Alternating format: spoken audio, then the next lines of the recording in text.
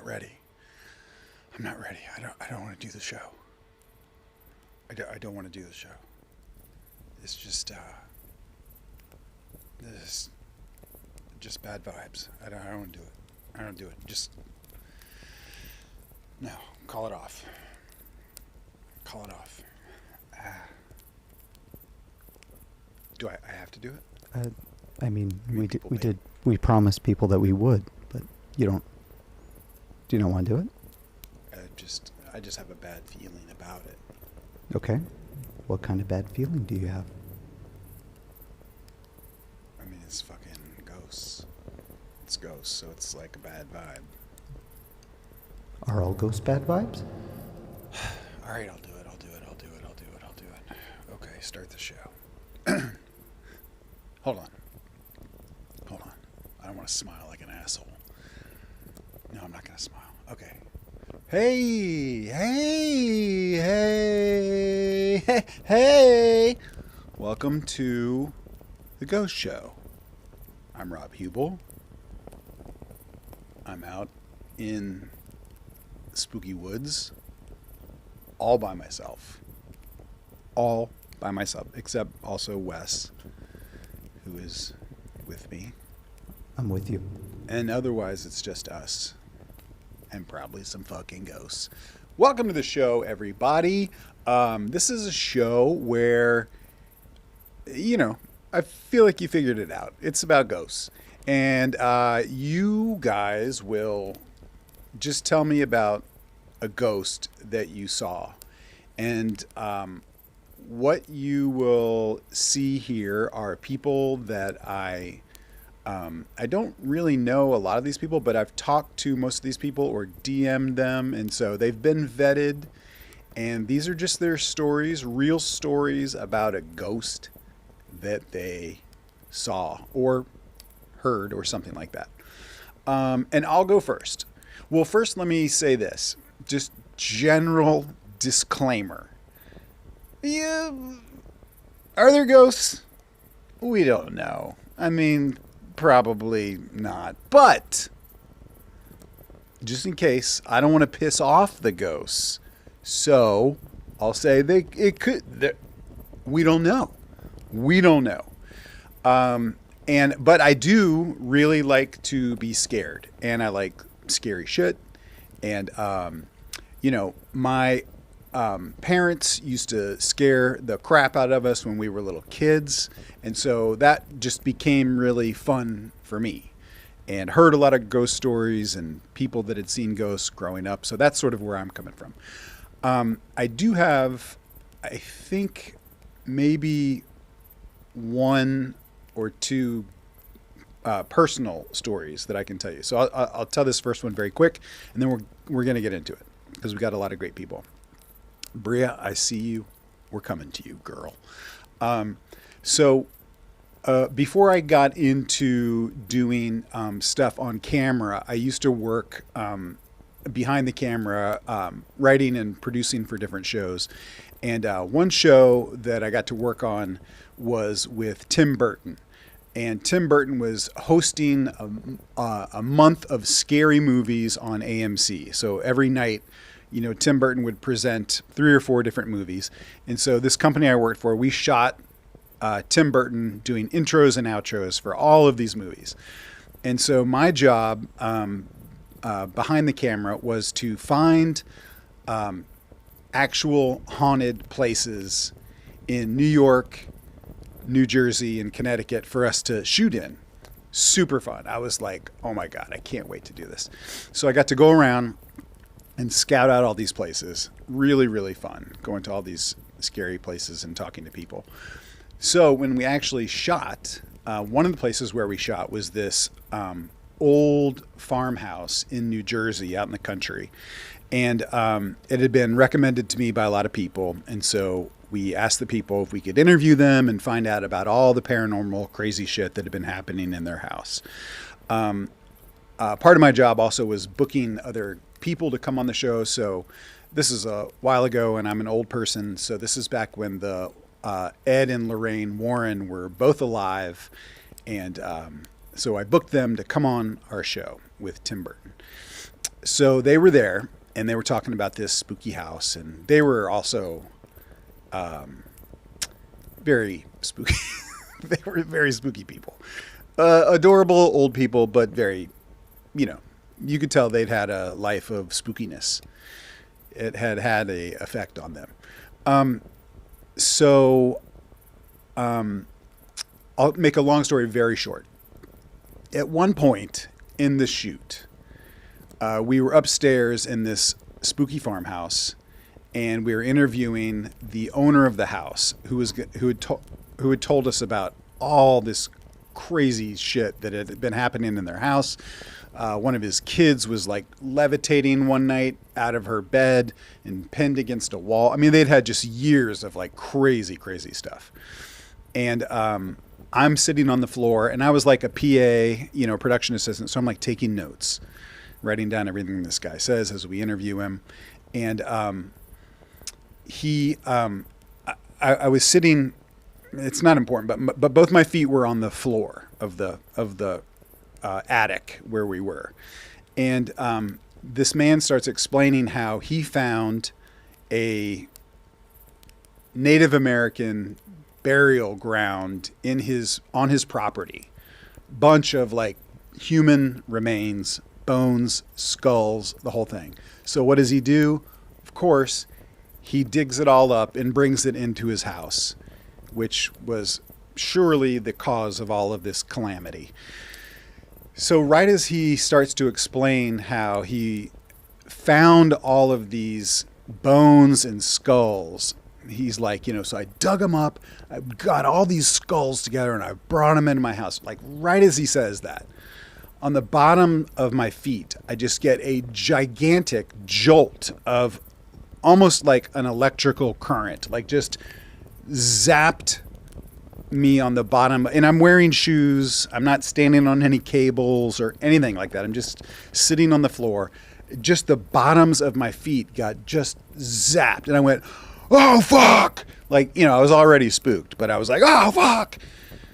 And this guy, we had to stop the interview, and everybody looks at me, and I was like a lowly PA. Everyone's like, what's going on? And I was like, oh, something zapped me, So anyway, everyone kind of laughed, and we reset and kept going with the interview. Later on that night, and so I still don't know what that was. Like, it was just a crazy thing. Right as he started to explain about these Native American bones that he had taken and brought into his attic, I got zapped. Later that night, just as a little addendum, we went outside and we were getting an exterior shot of the house, and we had all these lights lighting it up from below, so it looked very spooky. And they noticed that there was still a light on up in the attic. And again, I was just the low man on the I'm low man on the totem pole. I don't know if you're allowed to say that. I was just a lowly PA, and they were like, Rob, go in there and shut off the light in the haunted house up in the attic by yourself. So I had to go into the house nighttime all by myself, pitch black dark, turn out the light. I fucking ran so fast. I floated out of that house. So anyway, that was like a spooky thing that happened to me. Okay, let's start the show with more great ghost stories, not average ones like mine. I believe we have our first person is Brea. I might be mispronouncing Brea's. It might be Brea Grant, who is a great filmmaker, a recovering actor. Wait, I'm going to tell you some films that she directed. She directed me in a really cool movie that I'm excited to see. Oh, she did a movie called 12-Hour Shift and Torn Hearts. Please welcome Brea Grant. Hi, Brea. Let's see. Oh, wait. She's muted. Hold on. We're going to unmute you. We're working out the kinks. Okay. Hi, Brea. First of all, it's Brea, and I'm very offended. Brea. I knew it was Brea. Yeah. I'm sorry. Look at your movie posters. I love it. Yeah, this is like my... Oh, I can hear my echo in your thing. Let's see if we can fix that. We might be able to fix that. How about This now? is my Zoom setup, which is It's what you have to have. great. It's great. I wish I had yours. This is great. Is it what you Zoom on? Me and Paul Scheer do a YouTube show, and this is one of the looks that we have. I've seen the I've seen the show. Yes, thank you. This is new though. Is this new? This is very new. Yeah, we did a Halloween show, and our guys built this for us, so we decided to keep it for the ghost show. I think you should use it for all your Zooms. I know. That's how I feel. It looks pretty great. Look at Yeah. this campfire. This is a real campfire, Bria. Wow! Yeah. That's giving off some nice warmth. That's wonderful. It's very Fantastic. expensive. How are have you it. doing, by the way? I haven't seen you since in a little while. Bria co-directed a very cool movie. I'm correct in that, right? Sort of? Yeah, I mean, I co-wrote the whole thing, Yeah. but it's an anthology. So your segment was directed not by me; it was Yes. directed by a man named Ed. Yes. But I directed the other half. But it's that weird thing when you're a director. Like I've been looking at your face a lot. Like I feel like thank I've you. hung out with you. I know. Not a compliment, but it is a statement. Thank you so much. It Thank you. means that I am tired of looking at your I face. bet that's so annoying. I know. I always feel bad for editors. And Yeah, I feel like because we're doing VFX, so I just look at your face every day to look at VFX. But Yeah. we're getting close to being done, so Grind is the movie. Grind. Grind is the movie. Let's plug it. It's going to be Please. cool. I saw a very rough cut of it, but I was very stoked about it. Oh, cool. Well, this is not interesting to anyone, but we'll be having a cast and crew screening soon. So Oh, good. This is now it's just me and you. I could have called. now you it's or just us something. catching up. Yeah.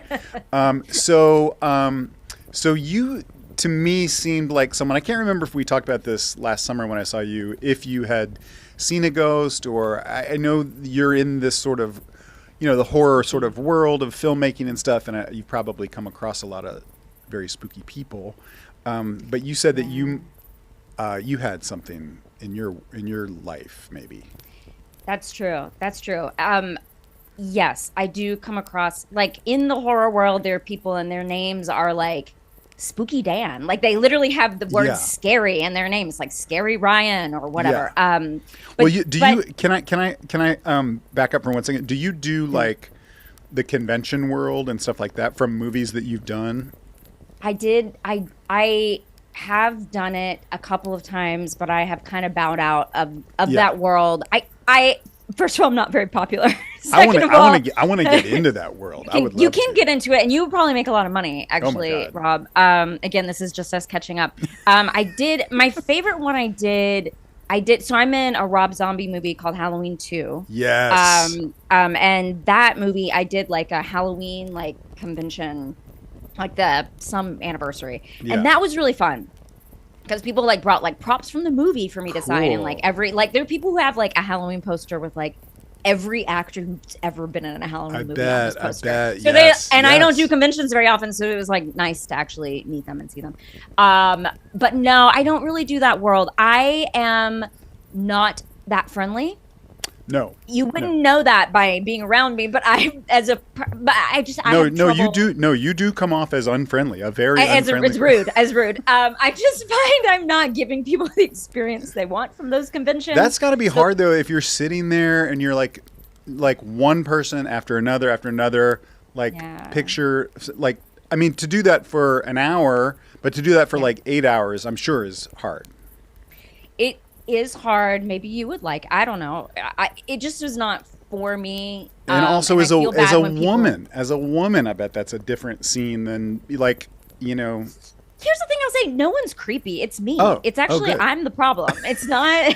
Everyone's cool and they're nice and they're there to tell. Great. They're like, I love your work, and I'm just for some reason I can't handle it. Yes. Okay. I did do one in Wales. It was a few years ago with and Greg Grunberg. I was on a show called Heroes. Yeah. And Greg and I were love interests. Greg Yes. Grunberg, and we did a convention together, and that was wonderful because he just like talked to everyone. He's the friendliest guy in the world, so that was lovely. Great. But I would do something like that if someone would do it with me. Yeah. I need a Yeah. partner. Key to. But anyway, no, I don't live in that world Yeah, really. But I do a lot of horror movies, and I hang out with a lot of spooky people. Yes.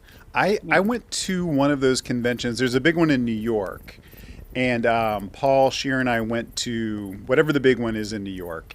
And I saw something that blew my mind. And then I want to get to your story.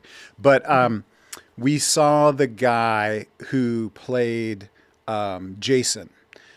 Kane Hodder, Kane? I think. Oh, yes. I did a movie with him. Oh, you did? Okay, cool. I acted in a movie, yeah. Okay. Well, I hope I'm not talking shit here, but I was just. We're not friends. I just. He's probably a lovely guy, So but there was a little kid dressed in the overalls and the hockey mask who was holding his mom's hand and went up to the booth to get Kane Hodder's autograph, picture, whatever. And he was a little kid. He's like 5, and he's like scared to kind of go up there. And his mom's like, "Go on up." So he gets up there, and he's like, trying to get his picture with Kane Hodder, Jason. And Kane Hodder looks at him and he goes, $20. And the kid was, he didn't know, he didn't have any money. I was just like, oh, well, tough lesson, but an important lesson, kid. Yeah. It's all about the money. That guy makes a lot of money at those I conventions. bet. He should. He should make the most money.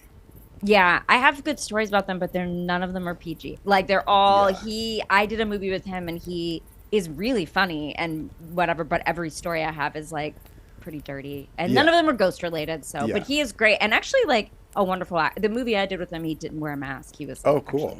That's awesome. Yeah. Okay, so I'll shut up, and you just tell me what happened in your world. Okay. So I have like a weird relationship with ghost stories because I do not believe in ghosts. Yeah. Like I can definitively say I don't believe in ghosts. Yeah. Yet I've had supernatural experiences that I cannot explain, and I do think the house I grew up in was haunted. So I don't know what to do with that information. Oh my God. Okay. We can be of two, we contain multitudes. Yes. And two things can be true. Well, or one is true and one is not true, but I can't tell you which. But like I live in sort of a creepy house in LA. I live in like a 100-year-old Craftsman, and people are always like, "Do you think this is haunted?" And I'm like, "No, I don't believe in ghosts." But then I remember the house I grew up in, I do think was haunted. So I grew up in a very small town in East Texas, called Marshall, which no one's been to. But I grew up in also a 100-year-old. It may have been older than that. I believe it was built in the 1890s, which is wild. Like that is like that's not long after the Civil War. Like so a very old house. Crazy, yeah. It's exactly what you would think of, like old Southern style house. And a woman died there before we lived there. Her name was Mrs. Recknoggle, which sounds like Recknoggle. It sounds like I'm making that up. Okay. That's her real name. Goodbye, Bria. Goodbye. Thank you, Bria. Wait, am I really gone? No, I'm just checking. Oh, okay. All of a sudden I went down. Okay. So Mrs. Recknoggle died in this house. And the house had weird, creepy stuff, right? It was like, it had, like there was a doorbell in the kitchen. Like there was like weird stuff about this house. Yeah. And there was no, central air or AC. So spooky. Which is spooky, but relevant to where this goes. Okay. So I slept in an upstairs bedroom and at the top of like some stairs. And in the winter, we had to leave our doors open because there was no heat. There was no heat at all in the house. Like the heat all had to rise up from the floor. I guess there was central heat, but it was only downstairs in the house. So we had to sleep with all of our doors open because otherwise it was like freezing in this house. Because it gets cold-ish in East Texas. Like it snows.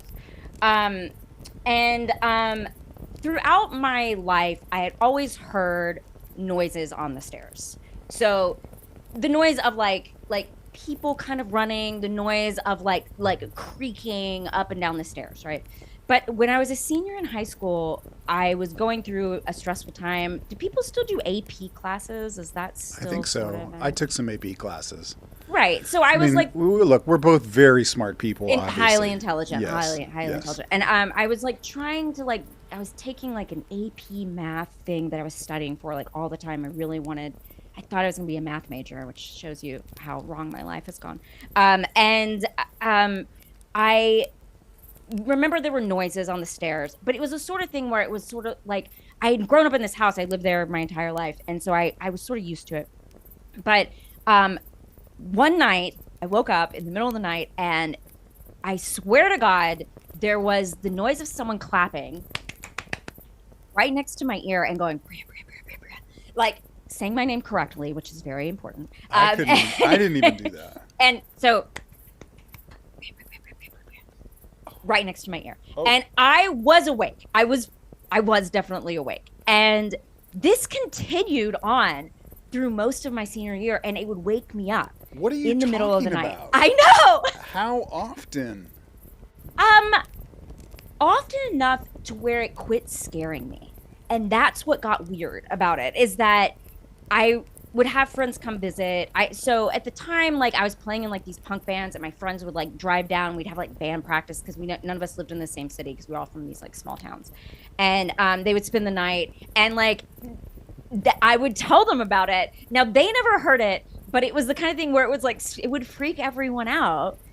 And I mean that's sort of the story, except that when I graduated, so this would happen periodically, but then when I went to college, I would come back, and I had the realization as an 18-year-old, I guess, gone off to college, like I don't have to sleep in that creepy room at the top of the stairs. And so from the time I moved out until, that house, I sold it a few years ago, but when I'd go home to visit, I would not sleep in that room because I was like, this room is haunted. This is very strange. And like, the noises up and down the stairs were something I'd sort of like justified, where it was like, this is just a noise. It's an old house. It's settling, but it definitely sounded like footsteps. Like it sounded like someone was running up and down these stairs. Yeah. And the story my mom always told was that she thought that Mrs. Recknagel would really hate that there were kids in the house, because she was like, and because we would like leave our toys in the yard, and we would like, we tore up the house, and like we were, at one point, like I like rode a mattress down the stairs of this house and like broke through the wall. Like we tore up that house. Yeah. And my mom always thought that she would be like rolling over in her grave. So I guess the theory is like maybe, that Miss Recknagel was angry with me. I love that idea as just like a character in a movie, like just an old lady that hates kids and just that's her thing. Kids. Just gonna torment kids. And we were screwing up. Yeah, this is like a old like. By the time, we were tearing it apart and probably not keeping it as updated as she did at the time of her, of her passing. I think it was a really nice house when she had it, in like the 50s or whatever. We bought it like my parents got it right when I was born, like in 81. So man, did anyone else in your family have any? No, but no one heard that. My brother heard the story, and once I started sleeping downstairs, he also had a bedroom upstairs. He also wouldn't sleep upstairs anymore because he decided it was also true, and he was convinced that and anytime we'd go back and visit, we would just both sleep on like two couches downstairs because we were too scared to go upstairs. And we would explain it to my dad, who just was like, "No, okay, that makes sense." Like my dad had no opinion about whether or not this. He wasn't ever like, you should sleep upstairs. There's no way this is haunted. He was like, yeah, you should probably sleep down there. But that's amazing. So you grew up with that in a super old, spooky house and had that experience and still don't believe in ghosts. Well, okay, I guess there's part of me that believes in sort of more poltergeist or the possibility of just our brains creating something. I know, sure. Like I will say, like the AP tests, there was a lot going on there. There was a lot going on in like my life. AP classes, we know. I was a genius. No, because like senior year is like a stressful time, and like in my personal life, there's a lot of stuff going on, and I think it's possible that I manifested something. Yeah, sure, yeah.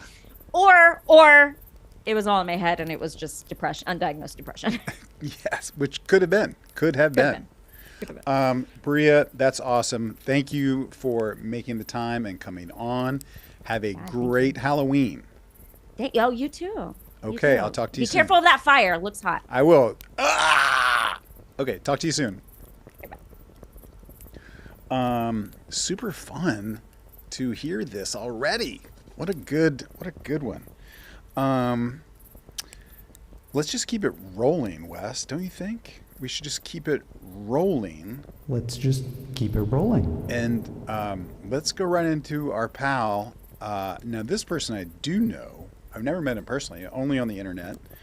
Helps us out on this show by doing a lot of gifts for us and has mailed us stuff and comments on the show. Please welcome Eric Germ. Hello, Eric. Yes. Wait, hold on. You're muted. Is it us or him? Is it you? I think it's Testing you. 1 2. There you are. We got you. Yeah. Can you turn it up up a little bit for me, Wes? How are you, buddy? Hey, Rob. Nice What's to up? see you. We did actually meet in person before. We did? Where? Very briefly at a convention we were at. I asked you for an autograph and you went $20. Oh my God. That was me. Look at you. Glass houses. I love that you're repping Stephen King, The Stand. I love it. My favorite And also, book. I hate to be the one to tell you, but there is a dead body in your house, it appears. Yeah. Oh, yeah, don't worry about that. Okay. Or these guys. So, Eric, whoa, that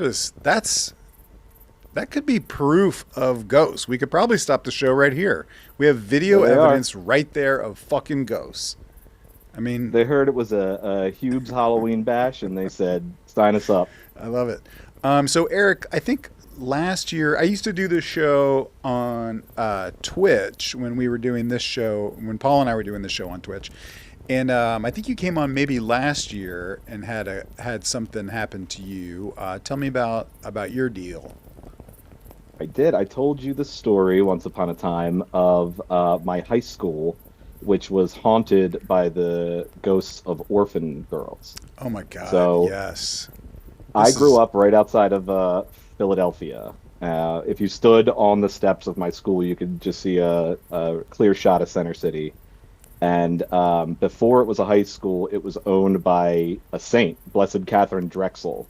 And the area is called Drexel Hill. And she owned this big estate, and then she turned it over to people who turned it into St. Vincent's Orphanage. And you can look all this up. So if you review any of the facts. As soon as the show's done, I'm going to look it all up. And I don't see you taking any notes, though. I'm going so to. if you Here, have actually, okay, great. my phone battery is running out of juice, but I'm going to look it up. Don't worry. Perfect. So that's SAINT, or you can do ST. It's okay. And then You can a just text it. period Yeah, to just kinda text save it to time. me. Yeah. I'll look it up.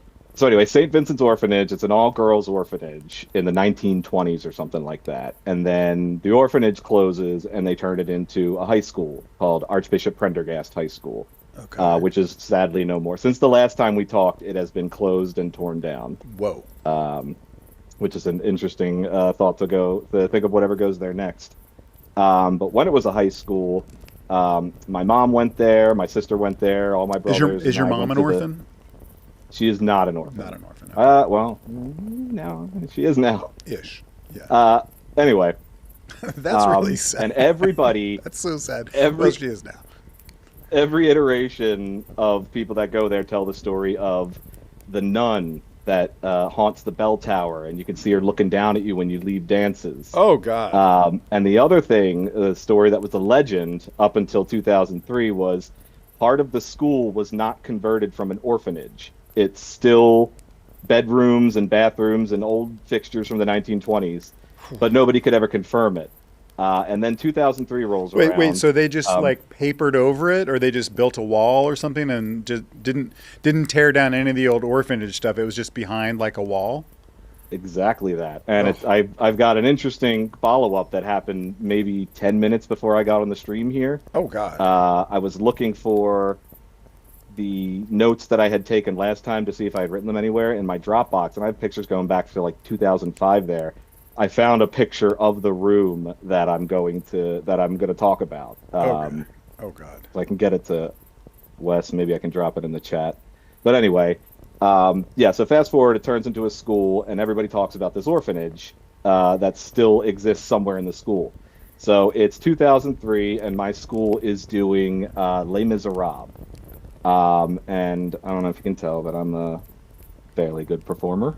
I managed to bag a role of one of the students, which required us to come in the summer before and like rehearse separately. And then when the school year started, everybody joins in, but we also have like earlier play practices. So it made sense not to leave the school and to just hang out after school ended for a couple of hours and then wait for play practice to start. So me and a couple of my friends. Is this the scary part, or no, we haven't gotten to this? Oh, this is the scary part. So this is 2003. The same year, they're redoing all the windows in the school, and we find out there is truth to the orphanage thing. They tear down the wall in our play practice chorus room, and there's this big old doorway there.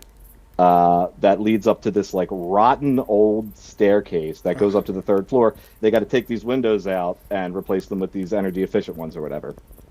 So we're all there after school, no supervision, and we're like, let's go up the stairs. Let's go see what the orphanage is.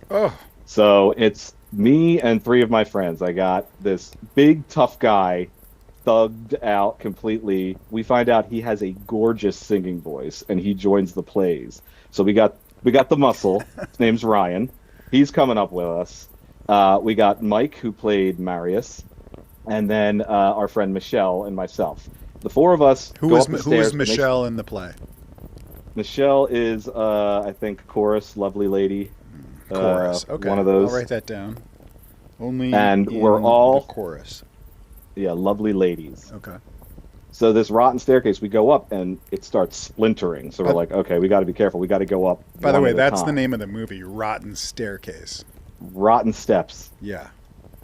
So we go up one at a time, and we're looking down this hallway, and it's old. It's very old carpet. It's like it's a narrow hallway, and then it leads into a big giant open room that had like a bunch of like music podiums or something stacked in it. We didn't go down there.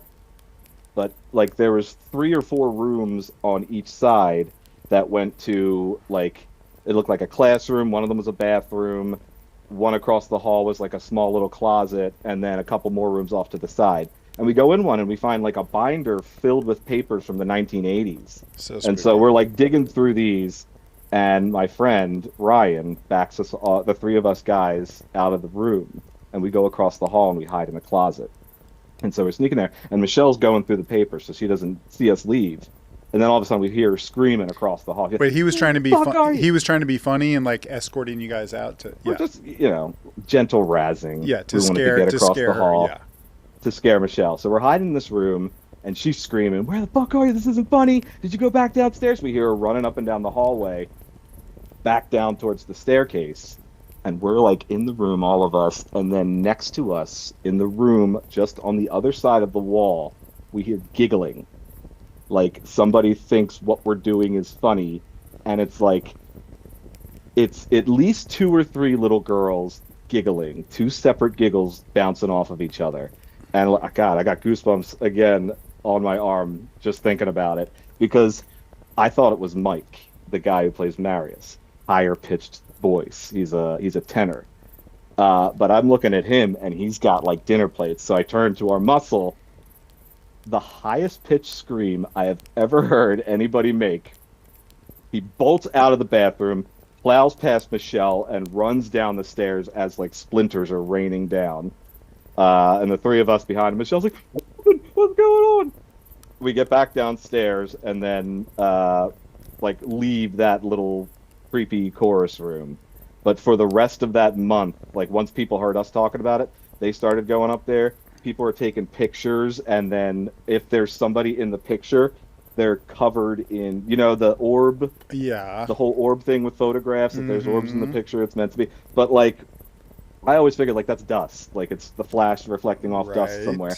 But it was people covered from like head to toe in it, and nowhere else in the pictures. I got another story from my friend Erica, who had no reason to lie to me about this. Her and a couple of other friends, same deal, hanging out after school, waiting for play practice to start, and somebody's screaming down the stairs, "Help me!" And they refused to go up because there's not supposed to be anybody in there. They just heard someone screaming, "Help me!" Like they thought that they heard it. And so they all stopped and froze, and then just as somebody started being like, oh, maybe it wasn't, like the loud-pitched, "Help me!" echoing down the hallway. we later found out there is another way to get up into the room, which is how the workers were getting up, because that staircase should have been condemned. Okay. But it was through like a Freddy Krueger boiler room that nobody would think to go through. So Eric, that was probably a worker that was up there trapped, and because you guys didn't do anything, probably died. Yeah. Yep. I mean, it just adds to the lore. You're confessing. You are confessing to a murder. Well, listen. If you remember, I was not in the room. Well, this was your friend. I can give you the names of the people in the room. No, I wasn't in the room. I'm not a cop. I'm not a fucking cop. Because you have to tell me if you are. I do have to legally. I have to tell you if I'm a cop. Okay. That's really scary. And let me. So the room, the chorus room, it was a basement room called the Little Black Box because it was. No. Look, wait. Now, if you send this to us, I don't know how hauntings work. Let me just talk to the ghosts for a second. If there's ghosts watching this, not those ghosts. I don't want any trouble, ghosts. And my family, I got a happy little family. We don't want any trouble. I'm just talking about ghosts. Don't come and try to bite me, ghosts. It's not an invitation. Right. Okay, so are you inviting you in? Yes. Are you going to? Did you send that to Wes? Did you? I dropped it into a DM to Wes. Okay. Here it is. What am I looking at here? So, it is. I searched the word "friendy" in my Dropbox to see if I had anything relating to the last time I told the story, and I found from 2005 in my wife's photo album from when we did our summer stage at the same building and took a picture in the Little Black Box. Okay. Of the room. So these are all the pillars and the chorus seats and everything all painted black. If you were to go off to the left, that's where they ripped the fake part of the wall out, and that's where the doorway to the staircase was. Okay, so this is not. I'm not looking at a ghost. I'm just looking at a spooky room where all this happened. There might be one in there. We don't know. That is. I mean, I'll give you this. That's a fairly spooky room. Yeah, I had to touch it up a bit in Photoshop. The original picture was very dark. Okay, I love it, Eric. I think I'll just say on the record, I think it's a bad idea for any real estate developer to develop a piece of property that used to be an orphanage and not properly dismantle the orphanage. You can't just paper over it. Bad things are going to happen. Precisely what they did. Bad things are going to happen. Those ghosts were left alone for 50 years or so. Before we came and disturbed them. And so it was giggling. It was a bunch of kids you heard giggling. Like laughing about what was going on. Like, oh, that's funny. Hey, good for you guys. Great gag. But we weren't here for it. I mean, I could go even deeper, but I want to hear more stories that aren't mine. But I love it. You did a great job. The chorus director was a weird guy who claimed he came to us one day and he was like, "You all need to stop what you're doing." Ooh. And we were like, "What are you talking about?" And he was like, "I know what you're doing. Oh. They know what you're doing. Stop." Oh. That's spooky. And I guess because he was a teacher, he never came out and fully said what to stop because I don't know if that good, but he was like a spiritual dude and apparently was having issues of his own. Oh. All right. Yeah. Eric, great job, buddy. Thanks for keeping the spooky vibes going. Thanks. I appreciate it. All right, we'll talk to you Halloween. Soon. Thanks. Happy Halloween. See ya. Okay, see you later. Thanks, Dark Web. Okay. Yeah, ghosts, come on. Don't try to bite me. It is getting a little warm. The air is getting a little thick, Wes. I'm just going to take off my hoodie. We got a couple good It is a good fire in the can. Maybe it's the fire. The fire is making me a little warm. Eric made me think about some of these. Someone has some pictures, and maybe I should have sent them to you. Hi, Stephanie. How are you? Oh, hi. I'm good. Happy Halloween. Happy Halloween. Thanks for doing this. Stephanie, your last name is Weber, right? Yeah, that's it. Great. Please welcome Stephanie Weber. I looked up and you had appeared. I think I didn't know. I think we talked last year, maybe. And Yes. you had, you also had something spooky happen to you, and I'll get out of the way and let you tell me about it. Yeah, well, thanks for asking me back. And I also Yeah. do really appreciate that you said that with Eric's story about not wanting the ghosts I in don't. these stories to come through. I'm burning sage just in case I know. right You now. know. I mean, I'm kind of half kidding, but like, I did No, the. you never know. I know. I used to do this show in my garage, and one time I was doing this show, and I bought my house from this older couple, and the husband has since passed away, and like I was doing the show, and all of a sudden like heard these crazy noises in the corner of my garage, and I was like, ah! So I got freaked out, and it's the internet. I doubt ghosts can come and bite me through the internet, but I'm just just I don't being know. A careful. lot of Japanese horror films have led me to believe they can, but That's also a great point. Yeah. Yeah, well, last year I talked about how I used to live in Savannah, Georgia, and I did Yes. ghost tours, and I had a lot of weird things happen there. Yes. But now I'm giving ghost you tours. Oh, yeah. you did ghost tours. Yes. Yeah. Yes. And I remember do them this. here in Hollywood. Whoa. So I wanted to share a more recent story. I But love my it. more recent story involves a prop. So I was going to show you some ghost tools really Yes. quickly. Yes. Have you guys used EMF meters before? Only at my bachelor party. Long Hell story. yeah. No. You don't say no more. That's how I feel. This is a true story. Uh, Paul Scheer at my bachelor He did? party. Paul Scheer hired two. He knew I was into ghosts, and he hired two ghost hunters to come to my bachelor party. And also, I got married very late in life, like when I was like 45. Like I'm a 40, at that time a 45-year-old man. We had rented a house in Ojai. There aren't haunted Yeah. houses. It's just like rich people's houses, and we had rented one. So God bless Paul. He hired two Ghostbusters to come in there, and they came with they had EMF things for all of us. So it was I'm fantastic. obsessed. Yeah. Paul, if you ever want to give us a gig. But so I wanted to talk about the dowsing rods though. Okay. 'Cause did you guys use these at all? No. Okay. So I gave a tour this weekend, and I had a man from Oklahoma on my tour, and he called these witching wands. So Okay. whatever. But you hold them like kind of loosely in front of you, and I'm not going to ask any spirit questions right now unless you guys want me to, but you ask a question, yes or no, and you have the spirits cross for yes and keep them apart for no. And you like hold them like that, so you're not moving the top or the bottom. Okay. So I give these tours, and at the end of the tour, we go into the Roosevelt Hotel, which is super haunted in Hollywood. Yes. Right in the action. It's so haunted. And recently I was giving this tour, and this woman did tell me that she grew up near, she said, a lot of cemeteries. So she's like, yeah, I'm very comfortable with ghosts. Like, I've been around them a lot. And her friend was doing the dowsing rods, and the rods just kept pointing to the cemetery girl. And then she was like, give me the rods. They want to talk to me.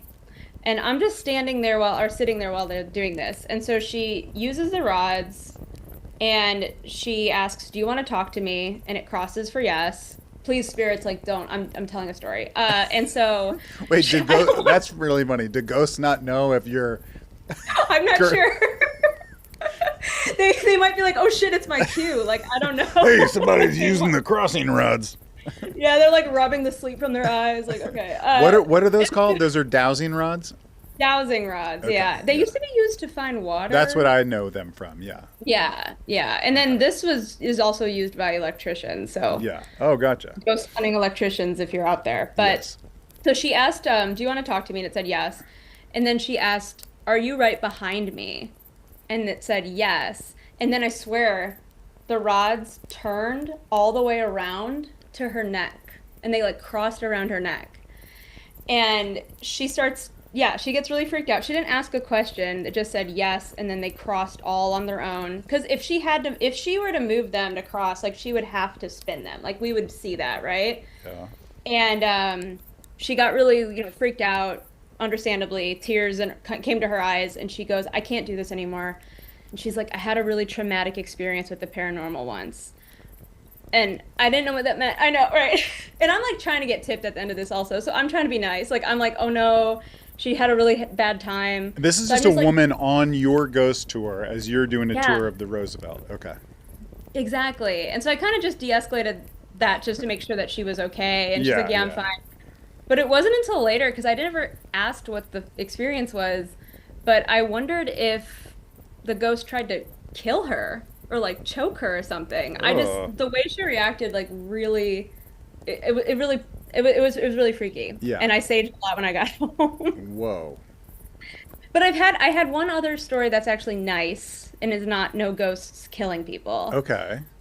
So that way everyone can feel good about ghosts too. Sure. But there was this other woman who I was using this and I put it down on the table and it was going red immediately. And so usually I don't pull out the wands until after I've told a whole story about the Roosevelt so that people can think they're like, talking to the ghost that I just talked about. And sometimes they do. And But so when it's you're, also, can I ask you, yeah. when you're giving the tour, you're using the EMF thing and Yeah, okay. yeah, I kind of pull it out. This tour is like a cocktail tour, so I only pull it out sometimes, but there is a proper ghost hunting that I do. Oh, okay. And then everyone on the tour has these the whole time. So Oh my like if God. you saw it red anywhere in Yeah. Hollywood, you could stop me and be like, "Oh God, we got to pull something out." Yeah. And we can see if like someone got murdered or something. But yeah, so this girl, like it's all the way red, and I didn't tell any stories, and so I got kind of excited, like, okay, let me just tell a story and then we can talk. But then when I started telling the stories, it just went fully down to green, which means nothing's happening, which like did make me feel as though the ghost thought I was boring. But like it got really, sad. And then when we were done, I said, "Hey, I'm so sorry. The activity was before I talked, and it doesn't look like there's any activity now, but we can still try these rods because it was active." And I pulled him out, and this girl, it was her birthday, and she takes them and she starts asking specific questions, and she asks if it's a certain person's name. Like I'll just say Rob. I'll just say Rob. She's like, "Is this?" I can't remember the name. It's not the ghost. I promise. I won't evoke. Well, I mean, I don't know what they're gonna do, but she's like, "Is this Rob?" And it says yes. And then her and all her friends sort of react, and I realize, oh, they know this person. And then she starts asking a lot of inside joke questions, and that mean nothing to me, and Yeah. it's reacting a lot. And then she tells me, "Oh, this is my fiance who died 2 years ago." And as soon as it was red, I thought maybe he would want to come out because it's my birthday. And she's like, all these questions are in between us. And she was very happy, like she had tears in her eyes. And so, I had to end it because the tour's over. I gotta go home. And so I'm like, "Do you want to hang out with them tonight? Do you want to keep hanging out with them?" And it said yes.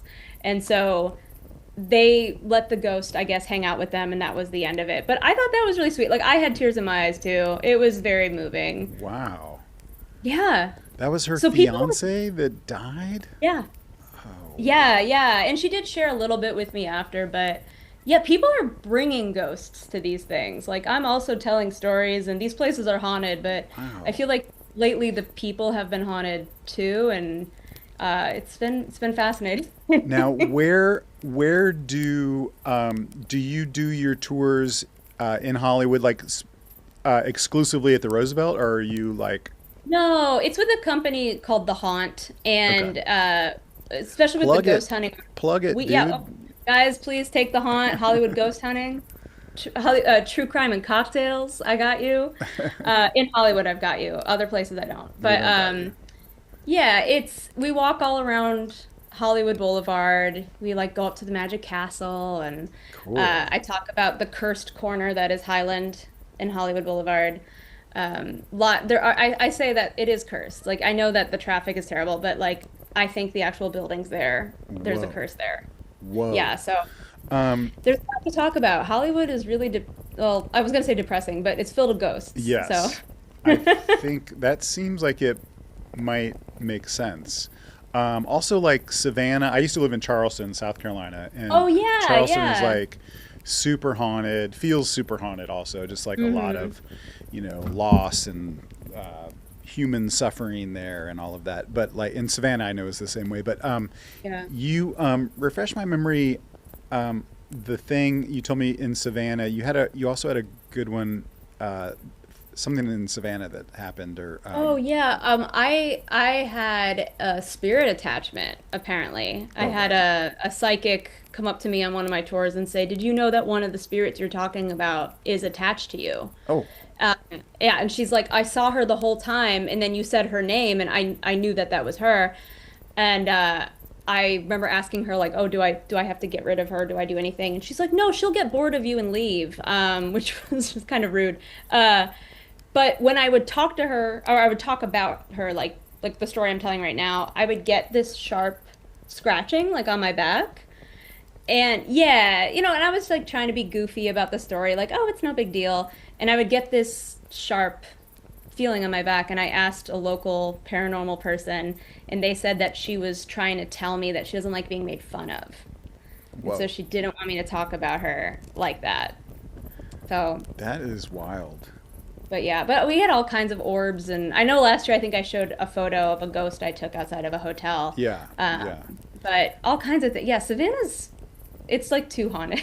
It's so funny. I was just in San Diego. Paul and I did an improv show down there with some other friends of ours, and That's so scary. I was walking back to this Airbnb that I had, and it was so weird because I was by myself in San Diego, like in the Gaslight District, and I randomly walked past this woman who was giving a ghost tour, and she was all like dressed in like spooky Yeah. stuff, but she only had like 2 people with her.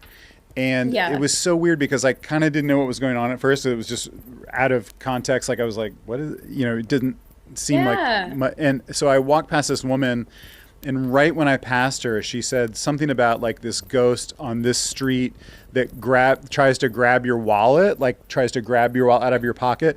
And I just kind of heard that and was like looking back at her, and it was just kind of like a weird moment. And so I went back to my Airbnb, which was also in a very spooky building. Like it was just so weird. This is like a week ago. That's why it's on my mind. And so there's just like this big creaky staircase that went up a few different floors. And then I go in my building, and I had the weirdest vibe. And like, I'm not usually like that at all, but I was just sitting in this apartment, this rental, and it was just like old and spooky, and I fucking could not sleep the whole night. Just like not thinking about that woman on the ghost tour or whatever, Yeah. but it was just like a bad vibe, like just In a the bad room, or did you feel like something followed you from that tour? I think just in the Okay. room, like just in that Yeah. building, it just felt But you like can feel like that heaviness Yeah. sometimes. yeah, Like, ooh, I don't. Yeah, it yeah. was wild. I feel the presence like Roosevelt Hotel. I always feel a presence, and sometimes you feel it really strongly, Yeah. and then you're like, oh, we got to pull these tools out. Like they're That's- here, they want to talk. That is so wild. Yeah, Um, yeah. Yeah, at my, I'll let you go in one second. I was say that at my bachelor party, so Scheer had these 2 ghost hunters come in, and it was, not really the best time or place probably for them to be doing a serious ghost thing, because it's people drinking and taking mushrooms and whatever. I mean, they're probably used to it Yeah, probably. Yeah, people So- show up drunk on these things all the time. Okay, so Yeah. so someone had, maybe they had given us like some recorders, just audio recorders. So people were just recording like the whole time, and so I kind of forgot about it. And they were very nice and lovely, and so they went away. So they emailed me like a month later, and they're like, "Hey, so we want to come and show you all the evidence." I was like, "What are you talking about?" And they're like, "Oh, all of the evidence. We have tons of EVPs and tons of like vocal stuff." And I was like, "What?" So Tons of vocal stuff, though. Yeah, That's so like, I that's went incredible. and met with these women, again, very nice people, and they kept playing all of these like audio clips, and it was adorable because it was mostly my drunk friends in other rooms, like Right. I could hear like Rob Riggle yelling like, "Take another shot," and they were like, "What about this ghost?" Someone yelling, "Take another shot," and I was like, "Oh no, that's my friend telling someone else." So I had to kind of go through each one and debunk it, like, "Oh no, that's Yeah. so and so making a joke about something." But it was Was there anything that felt real, or was it truly all just like bachelor shenanigans? that I don't think there was Okay. anything from that particular thing, but it was a lovely thing for Paul to set up for me. But I didn't feel like we had captured anything. Damn. Yeah. So sad. But that's so nice of him still. Yeah, Very for sure. Yeah. Well, Stephanie, thanks for your time, and hope you have a great Halloween. You too. Bye, Okay. everyone. Talk to you soon. Bye. I think Stephanie called me Ron at the end, and my name is Rob. I just want to tell the audience that my name is Rob. No, I didn't. Oh, good. She's still on there. I love it. I just noticed I was still. That was a ghost. That was a ghost. Okay, happy Halloween, everybody. Happy Halloween, Rob. Thank you. Are you sure your name is not Ron? I'm positive. So Okay. I took out my car key to remind me to. I'm leaving myself a mental note.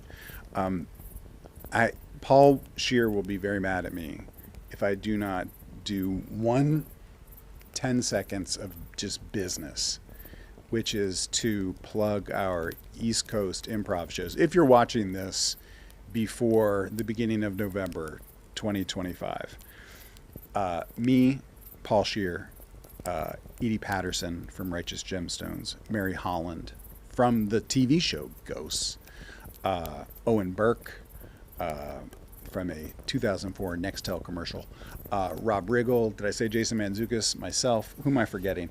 Anyway, a bunch of great people going to do live comedy, improvised, in Boston, DC, and New York. November 4th, 5th, and 6th. Go to dinosaurimprov.com, dinosaurimprov.com. Please come to the shows. It's legal. Comedy is still legal. Look at everybody fucking up my name in the chat. Wes is showing me the chat. So, so if you're around in any of those cities, Boston, DC, and New York, November 4th, 5th, and 6th, go to dinosaurimprov.com for some tickets. We got a couple minutes. Wes, I can tell another spooky story that happened to me, but I don't want to freak anybody out, but I'll just tell it. You should tell it. Okay. This one's a little spooky. Now I'm reading some of the chat. Evan says, Dinosaur Improv is great. I saw them in Portland this summer. We did. Thank you, Evan. We did go to Portland this summer. So fun. I had a great time in Portland. We did Portland, Seattle, somewhere else. But this is our East Coast tour, so come on out, Boston, New York, and DC. Okay. We're waiting for our next person. So I can tell a story about something that happened to me in a spooky hospital. Spooky abandoned hospital. And so I used to do a television show called Children's Hospital, Hold for Applause. I'm holding. I'm receiving it. And I thank you for your applause. So in Children's Hospital, we used to shoot that show in real hospitals here in LA. And I say plural because it seemed like every year we would shoot it in a specific hospital, and then that hospital would get torn down, and we'd have to find a new abandoned hospital. And one time we shot in a abandoned orphanage, which was also very scary. I'm sure a bunch of spooky stuff there. But this story is kind of similar to Eric Germ's story, but can be validated by the beautiful and talented Malin Ackerman, because it happened to her also. Malin was in the show. Children's Hospital was Rob Corddry and Lake Bell and Aaron Hayes and Beth Dover and Ken Marino and Henry Winkler and Megan Mullally, and just the best group of people. So one night we were shooting an episode in this spooky old abandoned hospital. May have been the Scrubs Hospital, actually, because we used their location before it got torn down. And we were shooting back in this part of the hospital that we never really shot in very much. We usually shot in like a few different hallways and stuff. And and we would shoot at night. And if you've never seen the show, there aren't a lot of kids on the show. This is important. There aren't a lot of kids on the show. Every now and then we would have background actors that were little kids, but we really didn't have that much for kids to do. It's mostly about the doctors and all the stuff that happens to them. So anyway, they call me to set, and it's nighttime. It's late at night. It was one of those shoots that just like happened to go very late that night. It's like maybe 11 o'clock at night. And so I'm walking back to this part of the hospital that we weren't normally in. There's not normally a lot of activity back there. It was a long trek to that setup. And I walked past this room and heard in the room a ball bouncing and a lot of kids talking and like playing games. I just heard like a ruckus in a room, bunch of kids laughing and having fun, specifically like a ball bouncing, I remember. And so whatever, I get to set, and I remember just asking our AD at the time, assistant director, like, why do we have so many kids here late at night? Like, we should let these kids go home. This is crazy. This is a Adult Swim show. Why are we keeping them here this late? And he was like, what are you talking about? There's no kids here today. We don't have any kids. I was like, I just heard a bunch of kids. Like a minute later, Malin Ackerman also shows up to set, and Malin was like, man, those kids are making like a ruckus. Like there's a lot of kids down there having fun. And I was like, that's what I said.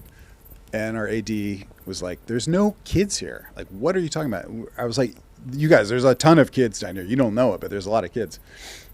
And so we all go trekking back down this hallway, and I open this door, and completely empty room. Not only that, dilapidated, like water damage. The ceiling tiles were falling in. It's an old building. Ceiling tiles were like falling in. There was like the floor was all like rotten and gross. We were not using it as a holding area for kids. So I heard it. Malin heard it. I mean, it's pretty much proof of the afterlife. There, I did it. I proved it to you. I would challenge you to try to disprove me. But yeah, it wasn't outside Jason Hatfield. It was in this room.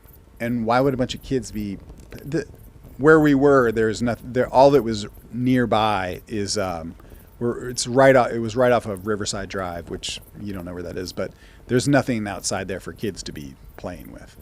But great point. It could have been people outside, but it wasn't. That's a very busy road, and there's no kids. So thank you, Anna. Dodger Blue is convinced.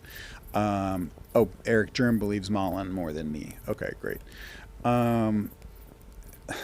Jason, it was proof of the afterlife, buddy. Okay, how are we doing, Wes, on our next person? No sign of their soul yet. Not here yet. Still not here. Okay, no problem. Okay. I just got a very spooky text message from the afterlife. I can tell you this. People that are watching this. Well, I mean, I'm not here to convince anybody of anything. I don't care if, who knows if any of this is real. I don't know.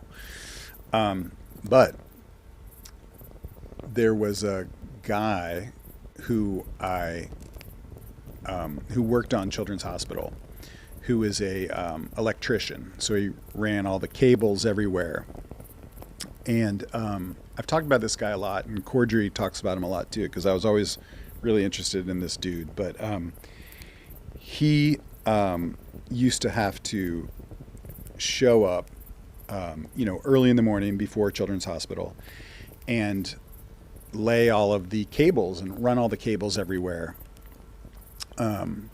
Which in a hospital, they would often run them down, through the outside and like through the basement. So this poor guy was always working in the basement level of a lot of the hospitals where we were.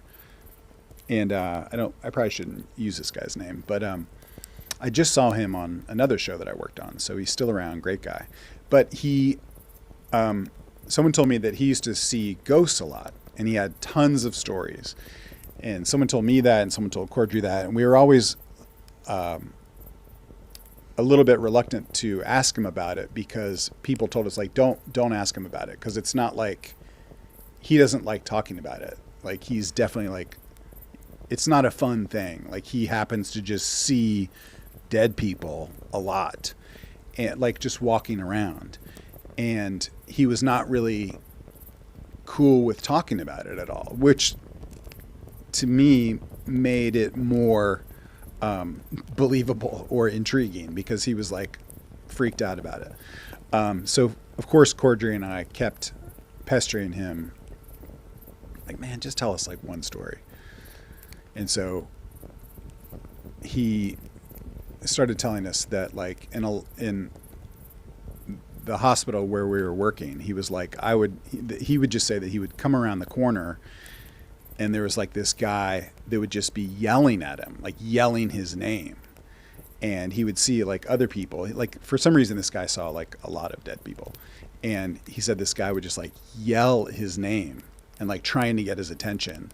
And so he figured out that he just had to like ignore them, because if he like reacted or said anything to them, then they knew that he could see them. So he just had to like not acknowledge any of these things that he was seeing, which I thought was really wild. It felt like something out of a movie. And then I remember he said that his dad, he tried to tell his parents about it, and his dad was like not having it. And his mom like took him aside and was like, me too. Like, I've seen them my whole life, and now like you have this thing also where you can see dead people. So just another spooky story from Children's Hospital in that world. Wes, what do you think? We're still waiting. Should I tell people that if you're watching this right now on October the 27th, 2025, you can watch this whole stream.